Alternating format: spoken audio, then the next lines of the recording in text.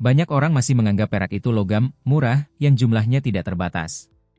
Karena harganya pernah lama tertahan, muncul anggapan mustahil perak bisa naik tinggi seperti emas. Tapi yang sering dilupakan, hari ini perak bukan lagi sekadar logam investasi atau perhiasan. Perak sudah berubah menjadi logam industri strategis dunia. Dan disinilah cerita besarnya dimulai. Perak adalah logam dengan daya hantar listrik terbaik di dunia.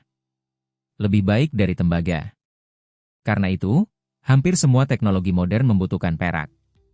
Mulai dari panel surya, kendaraan listrik, chip elektronik, AI data center, perangkat medis, sampai infrastruktur listrik modern. Bahkan industri solar sekarang menjadi salah satu penyerap perak terbesar dunia. Masalahnya, kebutuhan naik jauh lebih cepat dibanding pasokan. Data Silver Institute menunjukkan pasar perak global sudah mengalami defisit pasokan bertahun-tahun berturut-turut sejak 2021. Bahkan akumulasi kekurangan pasokan beberapa tahun terakhir sudah mendekati ratusan juta ons. Artinya dunia memakai perak lebih banyak daripada yang berhasil diproduksi. Dan ini bukan kondisi yang gampang diperbaiki. Kenapa? Karena membuka tambang baru itu sangat sulit dan sangat lama. Banyak orang pikir kalau harga naik tinggal buka tambang baru. Kenyataannya tidak sesederhana itu. Untuk membuka tambang baru bisa butuh waktu lebih dari 10 tahun, mulai dari eksplorasi, izin lingkungan, pembebasan lahan, pembangunan infrastruktur, sampai produksi penuh. Belum lagi biaya yang sangat besar dan regulasi yang makin ketat di banyak negara. Selain itu, sekitar 70% produksi perak dunia sebenarnya hanyalah hasil sampingan tambang logam lain seperti tembaga, seng, dan timah. Jadi walaupun harga perak naik, produksi tidak otomatis langsung melonjak. Nah, sekarang kita masuk ke bagian yang mulai membuat banyak investor global memperhatikan perak, Cina. Belakangan muncul banyak pembahasan soal apakah Cina mulai menahan perak.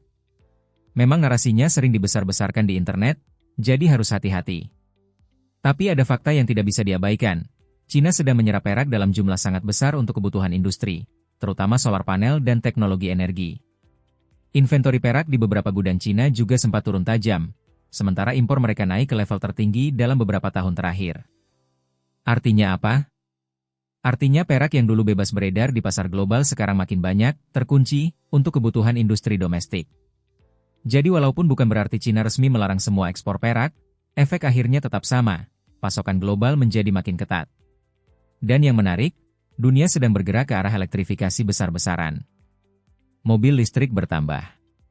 Panel surya bertambah. AI dan data center bertambah. Semua membutuhkan listrik, dan semua membutuhkan perak. Sementara tambang baru tidak bisa muncul dalam semalam. Inilah kenapa banyak analis mulai melihat perak bukan sekadar logam murah, tapi aset strategis masa depan. Bahkan beberapa komunitas investor menyebut perak hari ini lebih mirip logam energi dibanding sekadar precious metal biasa. Tentu tidak ada yang bisa menjamin harga pasti naik lurus tanpa koreksi.